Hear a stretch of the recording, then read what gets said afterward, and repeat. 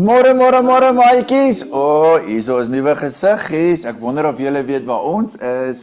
Ons is in Vryheid, né Renier? Ja, dis lekker hier in Vryheid. En ons stroop lekker mielies hier by Van Rensburg, hulle op die plaas. Die groot stroper. Maar dit is eers bietjie tyd vir Bybelstorie.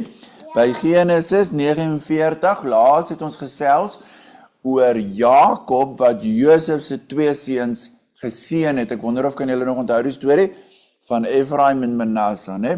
Maar Jakob het ook sy eie seuns geseën voordat hy dood gegaan het.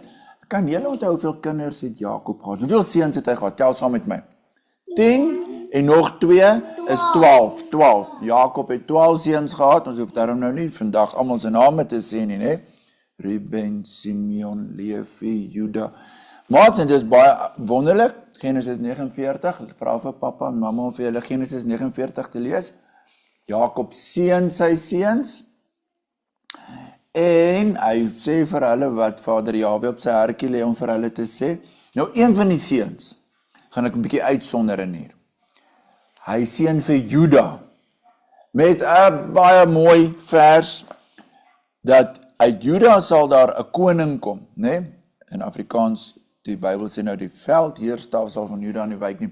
Bedoelende 'n groot koning. Sy naam is Silo gaan gebore word. En dis Joshua. Jakob het al dit vir sy seuns gesê dat uit Juda gaan koning Joshua gebore word. En hy het 'n klomp seëninge vir hulle gegee, elkeen van hulle wat Vader Jahwe in hulle lewe sal doen. En dan sien ons op die einde het Jakob, kyk mooi vir my, en hy het sy asem uitgeblaas en sy voete ingetrek, en hy het gesterwe, en ons lees in die Bybel dat ons aanbid die God van Abraham, Isak en Jakob, bedoelende Vader Jahwe was altyd getrou, hy het altyd vir Abraham gehelp, altyd vir Isak, altyd vir Jakob, en dat hierdie 12 seuns het die stamme van Israel geword, 'n baie groot volk, en hulle die papas kon altyd vir die kinders vertel het, kom ek vertel 'n bietjie van oupa Abraham, oupa Isak en oupa Jakob, hoe Vader Jahwe altyd getrou was, en dit is is nie net stories nie, maar dit is die Bybel, ons moet dit glo. Maats, en dan sien ons hier op die einde, dat hulle het vir Jakob ook daar gaan begrawe, waar die begraafplaasie was, 'n baie spesiale plek van Rensburg, 'n baie spesiale plek, daar in die beloofde land. Die Israeliete bly nog in Egipte, onthou julle dit? Het mos afgetrek.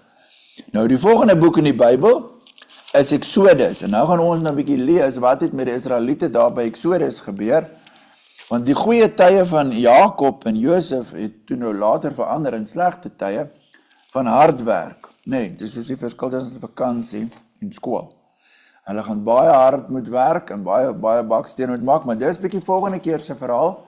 Ons sluit dan vandag die eerste boek in die Bybel af, Genesis, met Jakob wat sy seuns seën. En wie is die belangrike seun? Wat 'n baie spesiale seun gekry het? Juda, sê gou vir my Juda, 1, 2, 3. Juda het 'n belofte gehad van 'n groot koning, nee, Silo. En dis koning Joshua. Maar so wonderlik is dit, om so vroeg in die Bybel, kyk bietjie hoe vroeg is dit van Rensburg.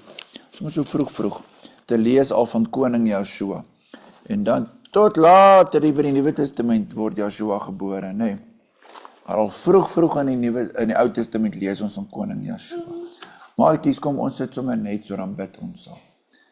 Dankie Vader Jahwe vir u kosbare woord. Baie dankie dat ons kan lees van die seëninge, hoe Jakob sy kinders geseën het, en dat ons weet u seën vir ons, met die grootste seën Joshua, wat ons verlosser en ons koning is. Dankie dat ons u kan lief hê. Dankie dat u vir ons so lief gehad het. Amen. Maar julle moet soet wees, of julle nou hier op die plase bly, en of daar in die dorp, ons moet altyd Jahwe se kinders wees. Tata, tot volgende keer.